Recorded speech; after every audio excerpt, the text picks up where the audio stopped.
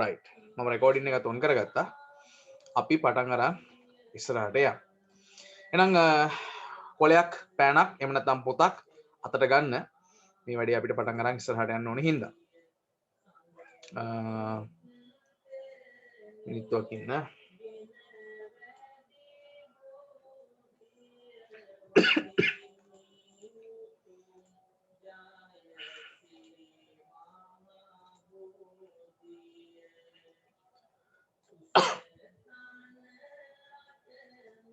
හරි පටන් ගමු හානාහිය පානාන්ඩහැරෙන් දැනේ පාඩමේ මම අද ඔයගොල්ලොත් එක්ක සාකච්ඡා කරන්න බලාපොරොත්තු වෙන්නේ මම පේනව නේද right මම අද ඔයගොල්ලොත් එක්ක සාකච්ඡා කරන්න බලාපොරොත්තු වෙන්නේ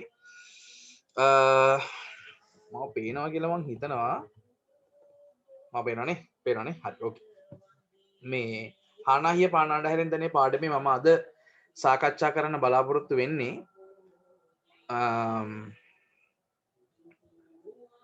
අපි තෝරගමු ලේසි ප්‍රශ්නයක් ගමු අද පළවෙනි දවසේ ඉඳන් නේද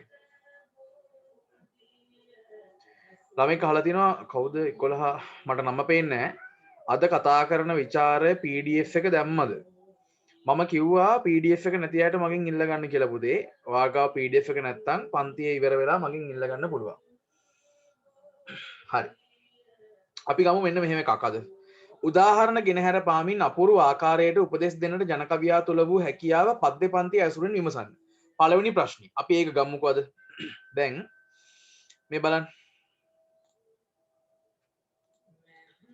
අපේ ප්‍රශ්නේ මම හැමදාම විචාර පන්තියේදී ඕගලන්ට කියන එකක් තමයි අපි විචාර ප්‍රශ්නයක් අපිට දුන්නාම ඉස්සෙල්ලාම අපි උත්තරේ ලියන්න කලින් අපි කරන්න ඕනේ දෙයක් තමයි නැත්නම් අපි බලන්න ඕනේ දෙයක් තමයි අපේ ප්‍රශ්න අපිට දීලා තියෙන ප්‍රශ්نين අපිට කියලා තියෙන්නේ මොකක්ද කියලා. ඒ කියන්නේ උදාහරණ ගෙන හැරපාමින් අපූර්ව ආකාරයකට උපදෙස් දෙන්නට ජනකවියා තුල වූ හැකියාව පද්‍ය පන්ති ඇසුරෙන් විමසන්න. එතකොට මෙතන අහන්නේ මේ උපදෙස් දීම ගැන සහ ජනකවියා තුල ඒ උපදෙස් දෙන්න තිබ්බ හැකියාව කියන දෙකම ගැන. හරිද? එතකොට හැම වෙලේම මීටරෙන් ඉන්න ඕනේ ප්‍රශ්نين අහන්නේ මොකක්ද කියලා. එහෙම නැත්නම් අපිට වැඩේ කරගන්න හම්බ වෙන්නේ නැහැ. ඒ හින්දා මේ PDF ඉල්ලන දරුවන්ට කියන්නේ ඔයගොල්ලෝ මට මැසේජ් එකක් දාලා තියන්න. මම එතකොට මේ පන්ති වුණාට පස්සේ ඔයගලන්ට PDF එක අනිවාර්යයෙන්ම දානවා. මේක කරන අතරතුරේ මට ටිකක් එවන්න අපහසුයි. හැබැයි මම මේ පාඩමේ දැන් මේ සෙෂන් එක කරනවා විනාඩි 40කින් පැය භාගයකින්. ඊට පස්සේ මම මේ ඉල්ලලා දින කට්ටියට PDF එක දාන්නම් ඈ. right. පටන් අරන් ඉස්සරහට යන්න.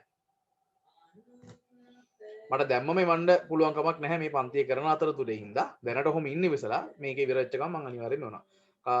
ක්‍රිෂ්මි වගේ මයික් මේ සෝරි වගේ වීඩියෝ කොන් වෙලා එක හදාගන්න. හොඳයි. අපි දැන් පටන් අරන් ඉස්සරහට යමු. හරි. දැන් ඔන්න ඉස්සෙල්ලාම අපි ලියන්න ඕනේ මොකද්ද? අපි දන්නවා විචාර ප්‍රශ්නයක අපේ උත්තරේ ප්‍රධාන කොටස් තුනක් තියෙනවා නේද? පළවෙනි එකට අපි කියනවා මොකද්ද? ආරම්භය හෙවත් අපි ඒකට තව නමක් දුන්න මොකක් කියලාද? ප්‍රවේශය කියලා. හරිද? ආරම්භය හෙවත් අපි ඒකට කියනවා ප්‍රවේශය කියලා. ඕක තමයි අංක 1 පළවෙනි කොටස. දෙවෙනි එකට අපි කියන්නේ මොකක් කියලාද? සන්දර්භය කියලා. දෙවෙනි එකට අපි කියනවා මොකක් කියලාද? සන්දර්භය කියලා. හරිද? දෙවෙනි එකට කියන අපි සන්දර්භය කියලා. තුන්වෙනි කොටසට අපි කියනවා නිගමනය සහ අවසානය. නිගමනය සහ අවසානය තමයි තුන්වෙනි කොටස. මගේ අකුරු ගැන හිතන්න එපා. මම මේ මවුස් එකෙන් ලියන්නේ. හොඳයි. right. එතකොට විචාර ප්‍රශ්නයක තියෙන ප්‍රධාන කොටස් තුන තමයි ආරම්භය සහ ප්‍රවේශය. ආරම්භය නැත්නම් අපි ඒකට කියනවා ප්‍රවේශය කියලා. දෙවෙනි කොටසට කියනවා සන්දර්භය කියලා. තුන්වෙනි එකට කියනවා නිගමනය සහ අවසානය කියලා. ආරම්භය සහ ප්‍රවේශය කියන එකෙන් තමයි අපි උත්තරේට ප්‍රවේශයක් ගන්න. ආරම්භ කරන්නේ එකකින්. ඒකනේ මේ ඡේදයට අපි ආරම්භය එහෙම නැත්නම් ප්‍රවේශක ඡේදය කියලා කියන්නේ. සන්දර්භය කියන දෙවෙනි කොටසින් කරන්නේ මොකද්ද? ප්‍රශ්නයෙන් අහලා තියෙන කාරණාව ඔප්පු කරන්න අවශ්‍ය උදාහරණ ටික අපි ලියන්නේ. නැත්නම් මේ උදාහරණ ලියලා උදාහරණ ටික විස්තර කරන්නේ මොන ඡේදෙද? සන්දර්භය කියන ඡේදය ඇතුලේ. තුන්වෙනියට නිගමනය සහ අවසානය කියන එකෙන් අපි ලියන්නේ ඇත්තටම සන්දර්භය කියන කොටසේ අපි පාවිච්චි කරපු උදාහරණ, ඒ උදාහරණ විස්තර කරපු විදිහ අහලා තියෙන ප්‍රශ්නට ගැලපෙනවා කියලා නිගමනය කරලා අවසානයේට අපි ළඟා වෙන්නේ මෙන්න මේ තුන්වෙනි ඡේදය. ඉතින් මම ඔය සරල පැහැදිලි කිරීමක් කරේ මේක මම අනන්තවත් ඕගලන්ට කියලා දීලා තියෙන කාරණාවක්. බෑ කවුරු හරි අලුතෙන් කෙනෙක් එකතු වෙලා ඉන්නවා නම් එයාගේ දැන ගැනීම පිණිස තමයි මම මේ කරනු ලිව්වේ. right. එහෙනම් දැන් අපි මුලින්ම ලියන්න ඕනේ ආරම්භය කියන කොටසනේ. ආරම්භය කියන කොටසේදී මම ලියනවා මෙන්න මෙහෙම. හරි. ආරම්භය කියන කොටසේදී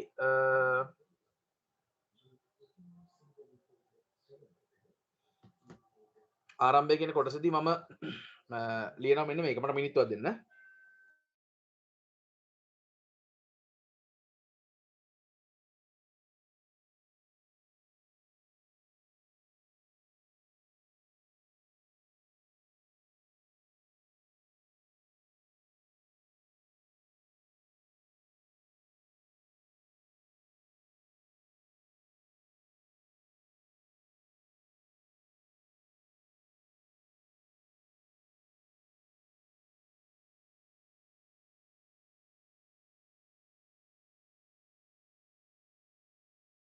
හරි. ආරම්භය. පළවෙනි එක. ඉස්සෙල්ලාම දැන් අපි ලියන්නේ හානාහිය පානාණ්ඩ හැරෙන් දෙනේ ගැන නෙවෙයි. හානාහිය පානාණ්ඩ හැරෙන් දෙනේ කියන එක අයිති වෙන්නේ ජනකවි කියන වර්ගයටනේ. ජනකවි කියන සාහිත්‍යාංගයටනේ. එතකොට ওই ජනකවි කියන සාහිත්‍යාංගයේ උපදේශාත්මක කවි කියන එකට තමයි ඔය හානාහිය පානාණ්ඩ හැරෙන් දෙනේ කියන කාව්‍ය සංග්‍රහය අයිති වෙන්නේ. ඒ නිසා අපි මුලින්ම ජනකවි ගැන අපි දන්න කරුණු ටිකක් අපි නිකන් සැකවින් දාමු. මම ලියනවා මෙන්න මෙහෙම ඉස්සෙල්ලා. මම ලියනවා ලාංකීය ජනකවිය කවදා කෙසේ කුමන අයුරකින් ආරම්භ වූවාදැයි ලාංකීය ජනකවිය කවදා කෙසේ කුමන ආකාරයකින් ආරම්භ වූවාදැයි අපි නොදනිමු. අපි දන්නේ නැහනේ. කවද්ද මේක ආරම්භ වුණේ කියලා අපි දන්නේ නැහැ. හරිද? මම මේ ඔයගොල්ලොත් එක්ක කතා කරන ගමන් මේ වැඩේ කරන්නේ. එතකොට තමයි ඔයගොල්ලන්ට මේ වැඩේ ගානට සෙට් වෙන්නේ. පත්තියම් වෙන්නේ එතකොට. හරි?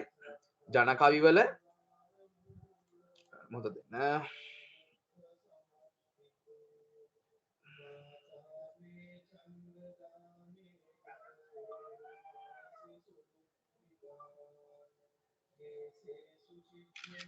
right. ජනකවි වල උපත නැත්නම් ලාංකීය ජනකවිය කවදා කෙසේ කුමන ආකාරයකින් ආරම්භ වූවාදයි අපි නොදනිමු. අපි දන්නේ නැහැ.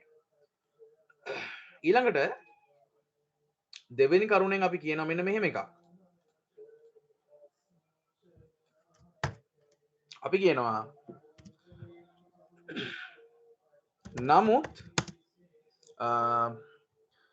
අපිට මම ඔයගලන්ගේ ටියුට් එකෙන් මම මේ දාලා තියෙන කරුණු වලින් මම මේ ගන්න හදන. එතකොට ඔයගලන්ට පැටලෙන්නේ නැහැ නේ.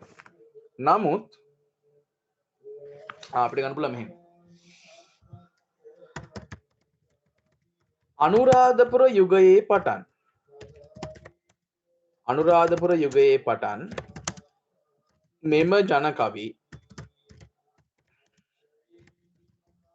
ලාංකීය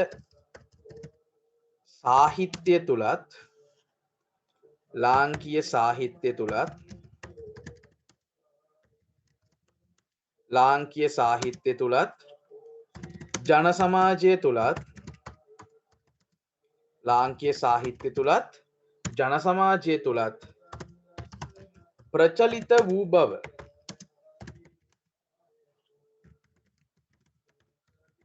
බුද්ධඝෝෂ හිමියන් විසින් රචිත මොකද්ද පොත? රචිත සාරත්තප්පකාසිනිය ග්‍රන්ථය පරිශීලනය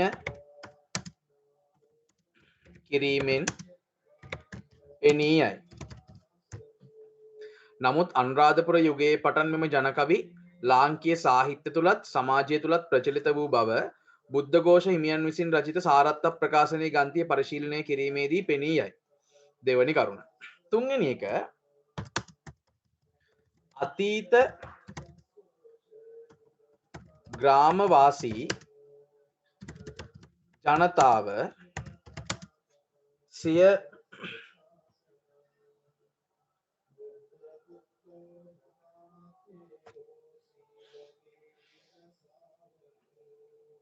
අතීත ග්‍රාමවාසී ජනතාව සිය පෞද්ගලික ජීවිතයේ දැනුණු වෙහෙස මහන්සිය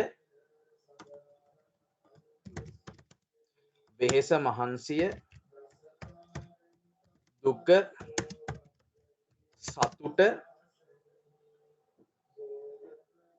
විස්මය ආදී සකලවිධ භාවයන් ප්‍රකාශ කිරීමේ මාධ්‍යයක් ලෙසට මෙම ජනකවි භාවිත කොට ඇත.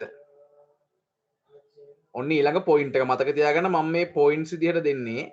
ඕගොල්ලෝ තමයි මේක දිග්ගස්සලා ලියන්න ඕනේ ඈ. ඒක මම හැමදාම කියනවනේ. ඊළඟට නිශ්චිත පදමාලාවක් නොමැතිවීම නිශ්චිත පදමාලාවක් නොමැතිවීම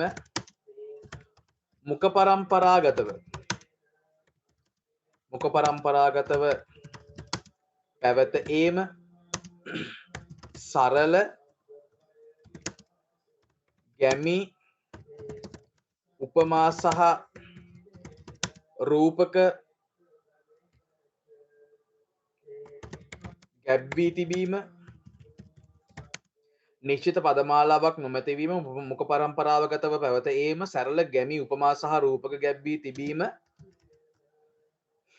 සහ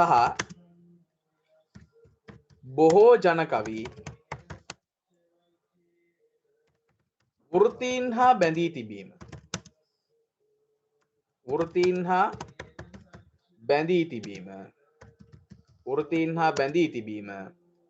මෙම ජන කවිවල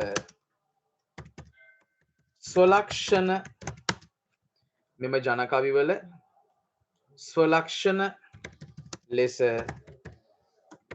හැඳින්වීම සහේතුකයි කියන ළමයි හේතු සහගතයි කියන එක. නිශ්චිත පදමාලාවක් නොමැතිවීම මුඛ පරම්පරාගතව පැවත ඒම ඊට පස්සේ මොකද සරල ගැමි උපමා සහ රූපක ගැබ්වී තිබීම සහ බොහෝ ජනකවි වෘත්තීන් හා බැඳී තිබීම මෙම ජනකවි වල ස්වලක්ෂණ ලෙස හැඳින්වීම සහේතුකය. දැන් අපි දැන් හිමින් සැරේ ওই ටික කියාගෙන අවිලා ප්‍රශ්නෙට එන්න බෑ නේද? ඒ කියන්නේ දැන් අපි මුලින්ම ජනකවි ගැන කිව්වා. ලංකාවේ ජනකවි ගැන ඉගෙන ගන්න පුළුවන් අතීත මූලාශ්‍රයකුත් අපි කිව්වා. ඊට පස්සේ අපි කිව්වා අතීත ජනතාවගේ ජීවිතයත් එක්ක මේ ගහට පොත්තක් වගේ හරියට මේ ජනකවි කියන එක බැඳිලා තියෙනවා කියලා. ඊට පස්සේ අපි කිව්වා නිශ්චිත පදමාලාවක් නැහැ.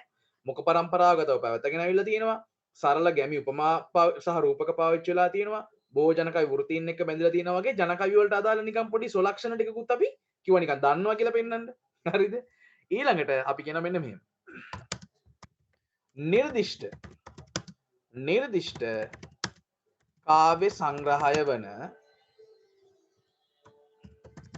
නිර්දිෂ්ට කාව්‍ය සංග්‍රහය වන හානාහිය පානා අඬහැරෙන් දැනේ යන්න අයිති වන්නේ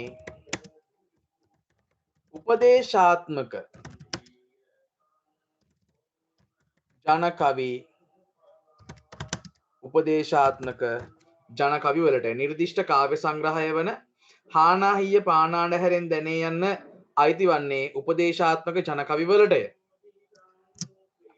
ඊට පස්සේ අපි කියන ඒකටම අපි එකතු කරමු එකක්. මෙම ජනකවි ආශ්‍රයෙන් මොකද්ද අපේ ප්‍රශ්නේ මොකද්ද?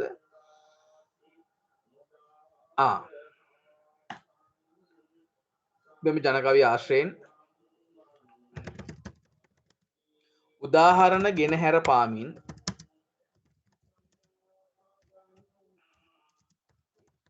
උපදේශ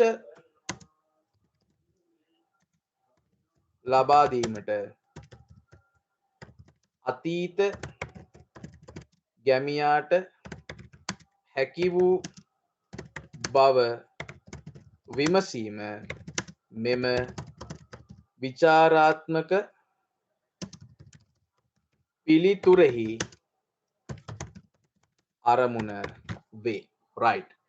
ඔන්න අපි අපේ ආරම්භයට ගන්න කරුණු ටික මම දැන් ඕගලන්ට දීලා තියෙන්නේ. right. මම විනාඩි 5ක් දෙන්නම්. විනාඩි 5ක් නම් වුණා. විනාඩි 3ක් දෙන්නම්. මේ කොටස ලියා ගන්න බලන්න. ඒ අතරේ අර මේ මගෙන් විචාර කිට් සටහන ඉල්ලපු කට්ටියට මම දැන් ඒක ෆෝවර්ඩ් කරන්න. ඒක බලන්න. හරි ඒක අවශ්‍ය කට්ටියට මම දැන් මගෙන් ඉල්ලපු කට්ටියට මම දැන් මේක ෆෝවර්ඩ් කරනවා. ඒ අතරේ අනිත් කට්ටිය මේක ලියා ගන්න. ධම්මික වෙද මහතා කියලා කවුද ළමයි ඉන්නේ? ධම්මික වෙද මහතා කියලා කියන්නේ මේ දවස්වල අපිට වෛර කරන නමක් දාගෙන තියෙනවා ධම්මික වෙද මහතා කියලා. කරුණාකරලා ඒ නම අයින් කරගන්න. මම දන්නේ නැහැ කවුද කියලා. ඒ නමින් ඉන්න කෙනා කරුණාකරලා තමන්ගේ හරි නම දාගන්න. නැත්නම් මට සිද්ධ වෙනවා මීටින් එකෙන් අයින් කරන්න. කරුණාකරලා ඒ නම හදාගන්න. මට දෙතුන් පාර කියන්න බෑ. නම හදාගන්න කරුණාකරලා.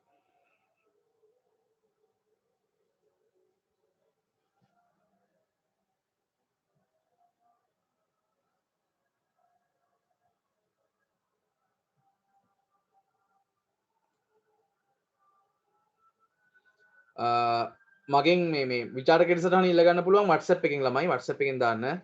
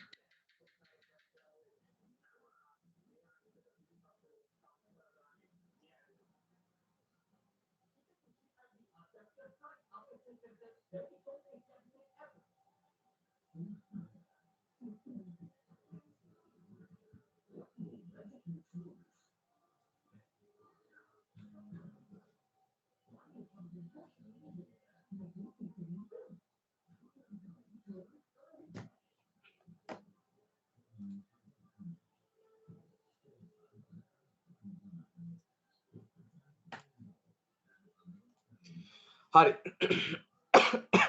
මට විනාඩියක් දෙන්න.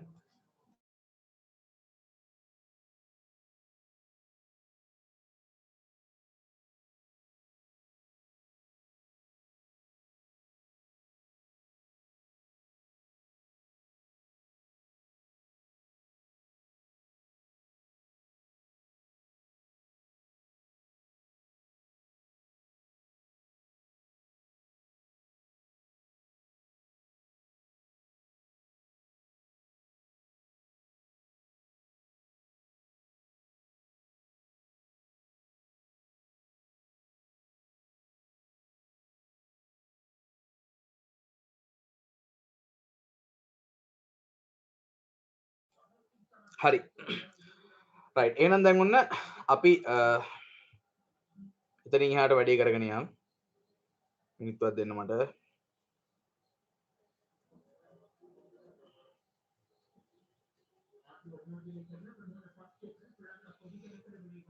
හරි.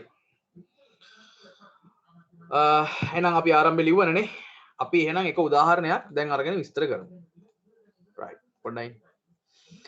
දැන් ඔන්න පළවෙනි පොයින්ට් එක විදිහට මම දීලා තියෙනවා බලන්න. පොළොවේ ස්වභාවය වැට කඩුළු වල ප්‍රමාණ ආදී කරුණු පිළිබඳ සැලකිලිමත් වීමේ වැදගත්කම සිහිපත් කරමින් තමාට ගැලපෙන කටයුතු වල පමණක් නිරත වන ලෙස දෙන උපදෙස්. ඔව්. දැන් අපිට මේ කවිවල කියනවනේ මේ ඒ කවිය මම ඕගලන්ට කිව්වොත් එහෙම ගොඩල්ලේ තරම දැනගෙන ලිඳ කපනු බොරල්ලේ තරම දැනගෙන උඩ පනිනු කඩුල්ලේ තරම දැනගෙන කද බඳිනු තමන්ගේ තරම දැනගෙන කල් හරිනු. දැන් මේකෙන් කියන්නේ අපිට කුඹුරු කොටන්න කියලාවත් පොළවේ වලවල් හාරන්න කියලාවත් එහෙම නැත්නම් වැටවල් බඳින්න කියලාවත් නෙවෙයි. ගොඩල්ලේ තරම දැනගෙන ලිඳ කපනු. ලිඳ කපන්න කලින් ගොඩල්ලේ තරම අපි දැනගෙන ඉන්න ඕනේ. කියන්නේ පොළවේ ස්වභාවය අපි දැනගෙන ඉන්න ඕනේ. හරිද? ඊළඟට පොඩ්ඩක් ඉන්න. ළමෙක් මැසේජ් එකක් දාලා දෙනවා. ඒක වෙන්න බෑ. පොඩ්ඩක් ඉන්න. ළමයි කොහොම විනාඩියක් ඉන්න.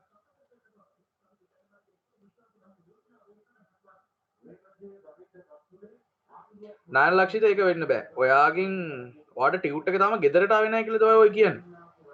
එහෙම ගෙදරට ආවේ නැත්තම් එහෙම කරුණා කරලා ආයතනට ඉක්මනට කෝල් එකක් දෙන්න හෙට උදේ. එතකොට ටියුට් එක ගෙන්න ගන්න පුළුවන්. ඔව් ටියුට් එක ගෙන්න ගන්න පුතා. හෙට උදේ කෝල් කරලා ආයතනයට උදේ 8:00 විතර පස්සේ කෝල් එකක් දෙන්න. දීලා කියන ටියුට් එක ගෙනහලා දෙන්න කියලා. එතකොට ඒගොල්ලෝ ගෙනත් දෙනවා. එහෙම මට අද කතා කරපු ළමයි ගොඩ දෙනෙකුට ටියුට් එක හම්බුණා. රයිට්. දැන් ප්‍රශ්න විසඳුම් පස්සේ අපි පාඩමට යන්න. ගොඩල්ලේ ධර්ම දැනගෙන ලිඳ කපනු බොරල්ලේ තරම දැනගෙන උඩ පනිනු.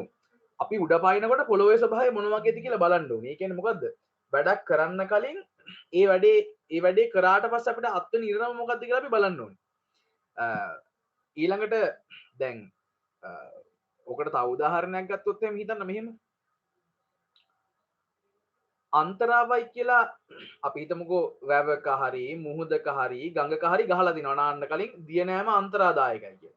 ඒ බෝඩ් එක දැක දැක එතන නානවා නම් එහෙම ඌ වෙයිලා පට්ටකොඩි. ඒ බෝඩ් එක දැක දැක නානවා නම් මොලයක් නෑනේ කියවන්න බෑනේ සාක්ෂරතාවක් නෑනේ සවිඥානිකත්වයක් නෑනේ සමාජානුයෝජනය වෙලා නෑනේ. ඇයි ඒක කියවුවාම තේරෙනුනේ මෙතන බහැලා නෑවොත් එහෙම මැරෙන්න දින ඊට කඩ වැඩි. මැරෙනවා කියලා නෙවෙයි කියන්නේ මැරෙන්නේ නැතුව ගොඩ එන්න පුළුවන්. හැබැයි මෙතන බැහැලා නෑවොත් මැරෙන්න තියෙන ඊට කඩ වැඩි. එහෙනම් බොරල්ලේ තරම දැනගෙන තමයි උඩ පයින්න ඕනේ. හරිද? උඩ පැන්නොත් බිම වැටෙනවා කියලා තේරුම් ගන්න ඕනේ. ඊළඟට කඩුල්ලේ තරම දැනගෙන කද බඳිනු. කද කියන එක දන්නව නේද? අර ඉස්සර තරාදියක් වගේ එකක් අර පිටේ තියාගෙන මාළු එහෙම අරගෙන යන කල්චර් එකක් තිබ්බනේ ඔය ගාල්ල මාතර පැත්තේ එහෙම. මේ පැත්ත නම් මම දැකලා නෑ එහෙම. අර රීප්පයක් වගේ එකක් මෙහෙම තියලා දෙපැත්තට තැටි දෙකක් වගේ තියලා මාළු අරන් යනවා. ඕකනේ කද කියන්නේ. හරිද? එතකොට ඔය කදේ තියාගෙන ඉස්සර ශාස්ත්‍ර කියන මිනිස්සු බඩුත් අරගෙන ගිහිල්ලා තිනවා. කදා වලලු අරගෙන ගිහිල්ලා තිනවා. වලලු විච්චූරන අනම්මන ඒවා. එතකොට කද කියන්නේ අන්න ඒකට. දැන් ඒ කදට උහුලන්න පුළුවන් බර කොයි තරම්ද කියලා දැනගෙන තමයි අපි කද බඳින්න ඕනේ. නැත්තම් එහෙම කද මැද්දෙන් කැඩිලා යනවා. එහෙනම් ප්‍රශ්නයක්. තමුන්ගේ තරම දැනගෙන කල් හරිනවා අන්තිමට කියනවා තමන්ගේ තරම දැනගෙන තමයි අපි ජීවත් වෙන්න ඕනේ. තමන්ට පුළුවන් දේවල් මොනවද? තමන්ට බැරි දේවල් මොනවද කියලා දැනගෙන තමයි ජීවත් වෙන්න ඕනේ. හරිද? දැන් උදාහරණයක් විදිහට මම ඔය යක්කෝ ගැන හරි දෙවිවරු ගැන හරි ඕගොල්ලන්ට කියලා දෙනකොට ඉතිහාසයේ සම්බන්ධ කාරණාවක් කියනවා නම් මම කියන පුතේ ෂුවර් නැත්තම් Google එකෙන් බලන්න. පුතේ මේ පාඩමේ මෙන්න මේ කැලල මේ ඉතිහාසයේ කැලල ෂුවර් නැත්තම් සුජීව සර්ගෙන් අහන්න. මොකද සුජීව සර් තමයි ඉතිහාසයේ විෂය බාර ගුරුවරයා. මම දන්නේ සිංහල. හරිද? එතකොට මම දන්න දෙයක් කියලා දෙනකොට මට වර්ෂයක් අමතක වුණොත් මට සිද්ධියක් අමතක වුණොත් මම කියන පුතේ මට මතක විදිහට මෙන්න මේක ෂුවර් නැත්තම් Google එකෙන් බලන්න නැත්තම් සර් කෙනෙක්ගෙන් අහන්න ඒ විෂය සම්බන්ධ සර් කෙනෙක්ගෙන්. මොකද මම දන්නවනේ මට පුළුවන් දේවල් මොනවද මට බැරි දේවල් මොනවද කියලා මම දන්නවා. හරිද? එතකොට ජනකවි වලින් අපිට දීලා තියෙන පණිවිඩයක් තමයි තමුන්ගේ තරම දැනගෙන කල් අරින්න ඕනි. තමන්ගේ ජීවිතේ හැටි දැනගෙන තමයි කල් අරින්න ඕනි කියලා කියන්නේ. right. ඒ කවියට මම දැන් පොයින්ට් පොයින්ට්ස් ටික දෙන්න කලින් ළමයි අපිට අවාසනාවන්ත තත්ත්වයක් උදා වෙලා තියෙනවා. ඒ තමයි අපේ මීටින් එක ඉවරන තව විනාඩි 4යි තියෙන්නේ. ඒ හින්දා අපි මෙහෙම කරමු. මේ මීටින් එක අංගින ටක් ගාලා අලුත් මීටින් එක ලොග් වෙමු. එතකොට පුළුවන් අපිට මේ උදාහරණ ටික ටක් ගාලා සාකච්ඡා කරන්න. මේකෙන් අයින් වෙන්න අලුත් මීටින් එකට ටක් ගාලා ලොග් වෙන්න ළමයි.